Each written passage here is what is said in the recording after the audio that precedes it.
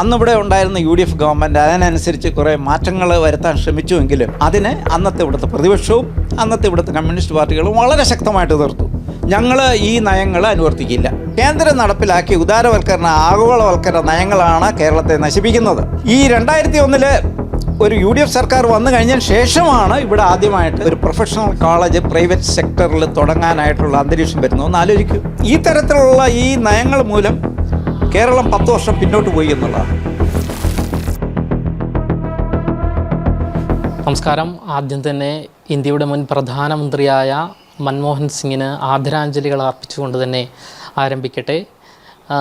അദ്ദേഹം ഇന്ത്യയുടെ പ്രധാനമന്ത്രിയായിരുന്ന മൻമോഹൻ സിംഗ് ഇന്ത്യയുടെ സമ്പദ്ഘടനയിൽ സമൂലമായ മാറ്റങ്ങൾ സൃഷ്ടിച്ച ഒരു വ്യക്തിയായിരുന്നു. എന്തായാലും ഈ ഒരു കാലഘട്ടത്തിൽ പ്രധാനമായും ദ ഇന്ത്യൻ എക്കോണമി സിൻസ് 1991 എന്ന പുസ്തകം എഴുതിയ, അതുകൂടാതെ 5ാം ധനകാര്യ കമ്മീഷൻ അധ്യക്ഷൻ കൂടിയായിരുന്ന ഡോക്ടർ BA പ്രകാശ് സാറാണ് നമ്മളോടൊപ്പം ഇപ്പോൾ ഉള്ളത്. എന്തൊക്കെയാണ് ശ്രീ മൻമോഹൻ സിംഗ് പ്രധാനമന്ത്രി ആയതിന് ശേഷം ഇന്ത്യയുടെയും കേരളത്തിൻ്റെയും സമ്പദ്ഘടനയിൽ വന്ന മാറ്റങ്ങൾ എന്തൊക്കെയായിരുന്നു എന്ന് അദ്ദേഹം തന്നെ നമ്മളോട് വിശദീകരിക്കുകയാണ്. ശ്രീ മൻമോഹൻ സിംഗ് പ്രധാനമന്ത്രി ആയതിനു ശേഷം ഇന്ത്യയിൽ മാത്രമല്ല, ഇന്ത്യയിൽ ഉടനീളം മറ്റ് സംസ്ഥാനങ്ങളിലെല്ലാം തന്നെ സമൂലമായ മാറ്റങ്ങൾ സാമ്പത്തിക മേഖലയിൽ ഉണ്ടായിട്ടുണ്ട്. കേരളത്തിൽ അന്ന് UDF സർക്കാരായിരുന്നു. അതിനെ ഏറ്റവും കൂടുതൽ അന്ന് എതിർത്തിരുന്നത് പ്രതിപക്ഷമായിരുന്ന LDF കൂടിയായിരുന്നു. അന്ന് എന്തൊക്കെയായിരുന്നു കേരളത്തിൻ്റെ സമ്പദ്ഘടനയിൽ വന്ന മാറ്റങ്ങൾ? അതായത് ഈ കേരളത്ത് ജനിച്ചു വളർന്നയാളും ഇവിടെ തന്നെ പഠനങ്ങളും ഗവേഷണങ്ങളും നടത്തി തുടരെ നിൽക്കുന്ന ഒരാളാണ് ഞാൻ. അപ്പോൾ ഈ 1991 മുമ്പുള്ള കാലഘട്ടവും അതിന് ശേഷമുള്ള കാലഘട്ടത്തെപ്പറ്റി വളരെ വ്യക്തമായ ഒരു ധാരണ എനിക്കുണ്ട്. ഈ 1991 മുമ്പ് നമ്മളിവിടെ ഈ സോഷ്യലിസ്റ്റ് കാഴ്ചപ്പാടാണ് ഉണ്ടായിരുന്നത്. പ്രത്യേകിച്ച് ഈ കമ്മ്യൂണിസ്റ്റ് പാർട്ടികളുടെ സ്വാധീനവും മൂലം ഈ കോൺഗ്രസ് പാർട്ടി അവരും സോഷ്യലിസം തന്നെയാണ് പറഞ്ഞിട്ടുണ്ട്. 2 പാർട്ടികളും സോഷ്യലിസം വേണം. ഈ മുതലാളിത്ത വ്യവസ്ഥിതി ഈ ജനങ്ങളുടെ ക്ഷേമത്തിന് നല്ലതല്ല. അതിൽ കുറച്ച് കാര്യമുണ്ട്. അന്നത്തെ ഈ ലാൻഡ് ഓണർഷിപ്പിൻ്റെ കാര്യത്തിലായാലും അന്നത്തെ ചില മേഖല ഈ വ്യവസായത്തിൻ്റെ കാര്യത്തിലൊക്കെ ധാരാളം എക്സ്പ്ലോയിറ്റേഷനും ഈ തൊഴിലാളിയൊക്കെ മെച്ചമായിട്ടുള്ള വേതനം കിട്ടാത്ത സ്ഥിതിയൊക്കെ അന്ന് നിലനിന്നിരുന്നു. നേരത്തെ ഉണ്ടായിരുന്ന ഒരു ഫ്യൂഡൽ സിസ്റ്റത്തിൻ്റെ ഒരു ഭാഗമായിട്ട്. അപ്പോൾ അന്ന് ആ തരത്തിലുള്ള ഒരു കാഴ്ചപ്പാടാണ് ഉണ്ടായിരുന്നത്. അപ്പോൾ അതുമൂലം എന്താണ് ഈ ഒരു സോഷ്യലിസ്റ്റ് ലക്ഷ്യങ്ങൾ നേടുക എന്നുള്ള നിലയിലേക്കുള്ള സ്ഥാപനങ്ങളും നയങ്ങളുമാണ് സംസ്ഥാനം 1991 മുമ്പ് ഇവിടെ അനുവർത്തിച്ചത്. പക്ഷേ ഈ ഉദാരവൽക്കരണ സാമ്പത്തിക നയങ്ങൾ 1991 നടപ്പിലാക്കുമ്പോൾ അന്നിവിടെ ഉണ്ടായിരുന്ന UDF ഗവൺമെൻറ് അതിനനുസരിച്ച് കുറേ മാറ്റങ്ങൾ വരുത്താൻ ശ്രമിച്ചുവെങ്കിലും അതിനെ അന്നത്തെ ഇവിടുത്തെ പ്രതിപക്ഷവും അന്നത്തെ ഇവിടുത്തെ കമ്മ്യൂണിസ്റ്റ് പാർട്ടികളും വളരെ ശക്തമായിട്ട് എതിർത്തു. ശക്തമായിട്ട് എതിർക്കുക എന്ന് മാത്രമല്ല, ആ UDF സർക്കാരിന് 91 മുതലുള്ള 5 വർഷക്കാലം നിരന്തരമായിട്ടുള്ള സമരങ്ങൾ തന്നെ അവർ നടത്തിക്കൊണ്ടിരുന്നു. ഇത് പിന്നീട് ഒരു അതായത് ഈ തരത്തിലുള്ള നയങ്ങൾ, ഉദാരവൽക്കരണ ആഗോളവൽക്കരണ സാമ്പത്തിക നയങ്ങൾ, അതോടൊപ്പം തന്നെ പൊതുമേഖലാ സ്ഥാപനങ്ങളെ പിന്നീടും വിറ്റുതലയ്ക്കുന്ന നയങ്ങൾ, ഇതൊക്കെ തന്നെ ഇത് നാടിന് വളരെ ദോഷമാണ്, ജനങ്ങൾക്കുള്ള ദോഷമാണ് എന്നുള്ള ഒരു കടുത്ത നിലപാടിൽ അവർ തുടർച്ചയായിട്ട് സമരം നടത്തിക്കൊണ്ടിരുന്നു. അന്ന് പൊതുമേഖലയിൽ ഒരു സ്വകാര്യ മേഖലയിൽ ഒരു പ്രൊഫഷണൽ കോളേജ് പോലും തുടങ്ങാനായിട്ട് പറ്റാത്തൊരു സാഹചര്യമാണ് അന്ന് നിലനിന്നിരുന്നത്. പിന്നെ അന്ന് നമ്മുടെ സാമ്പത്തിക മേഖലയിൽ പ്രവർത്തിക്കുന്ന അധ്യാപകരും ബാക്കിയുള്ളതിൽ നല്ലൊരു ശതമാനം ആളുകളും അതിനോട് അനുകൂലമായിട്ടുള്ള അന്നത്തെ ഒരു കാലഘട്ടത്തിൽ ഒരു ബുദ്ധിജീവി എന്ന് പറയുന്നതാണെങ്കിൽ ലെഫ്റ്റ് ബുദ്ധിജീവി ആയിരുന്നാൽ മാത്രമേ ബുദ്ധിജീവിയായിട്ട് അംഗീകരിക്കുന്ന ഒരു കാലം. അതായത് ഈ മുതലാളിത്ത വ്യവസ്ഥിതി അല്ലെങ്കിൽ ഒരു ഉദാരവൽക്കരണ സാമ്പത്തിക നയങ്ങളെ അനുകൂലിക്കുന്നവർ തന്നെ വളരെ മോശപ്പെട്ട ആളുകളാണെന്ന് ഉള്ള ഒരു ധാരണ ഉണ്ടായിരുന്ന ഒരു കാലം. അപ്പോൾ ഇതുപോലെ എന്തുണ്ടായി? ഈ ദേശീയ തലത്തിൽ നടപ്പിലാക്കിയ സാമ്പത്തിക നയങ്ങൾക്കനുസരിച്ച് കേരളം മാറിയില്ല. ഒരുപാട് പൊതുമേഖലാ സ്ഥാപനങ്ങൾ നഷ്ടത്തിൽ നടക്കുന്ന അന്തരീക്ഷം ഉണ്ടായി.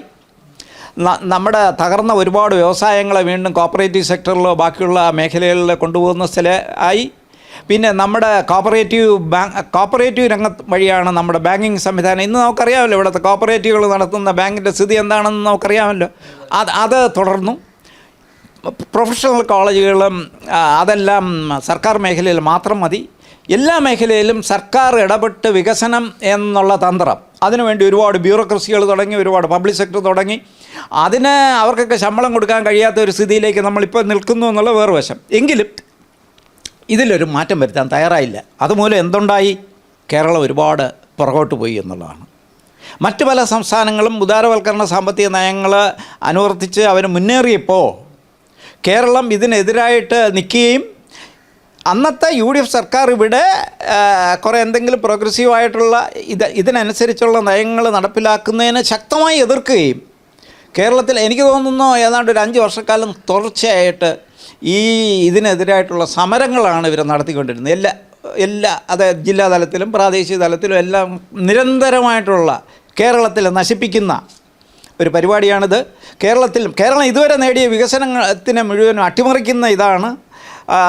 അതുകൊണ്ട് ഇതിന് എതിരായിട്ട് നിന്നു. ഇതുമൂലം അതിൽ വേറൊരു കാര്യം ഉണ്ടായിരുന്ന അന്നത്തെ ബ്യൂറോക്രസി.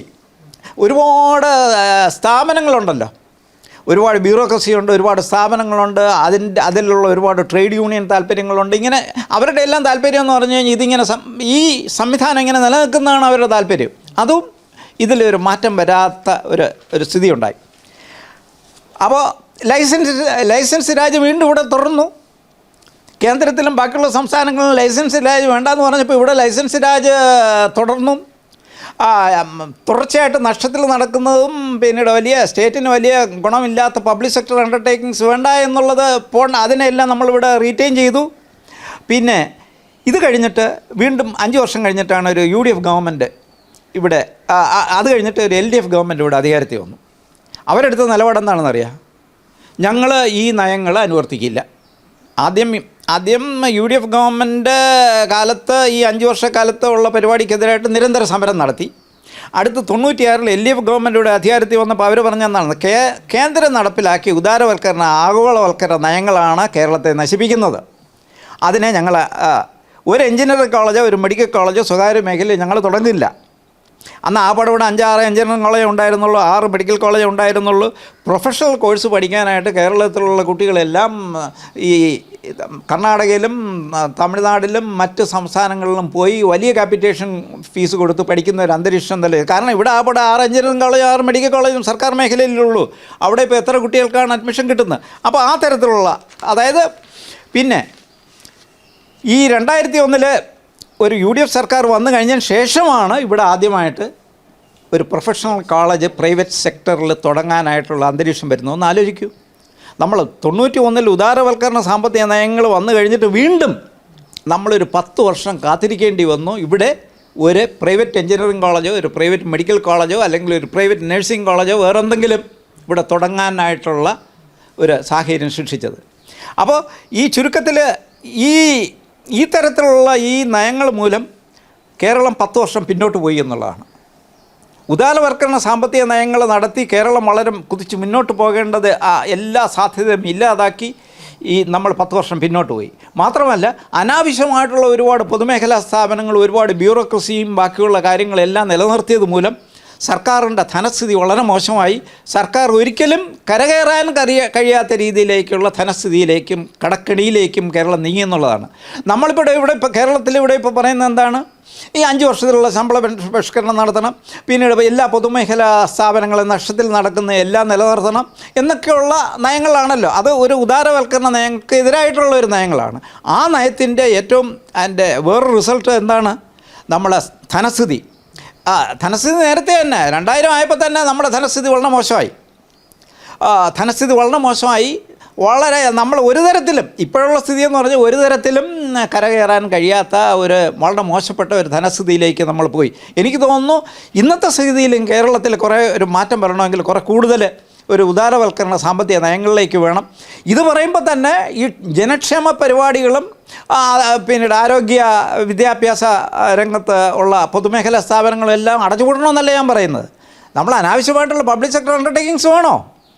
പ്രൊഫഷണൽ കോളേജിലും അല്ലെങ്കിൽ മറ്റു മേഖലകളിലുമൊക്കെ നമ്മൾ പ്രൈവറ്റ് സെക്ടറിന് വന്നുകൂടെ?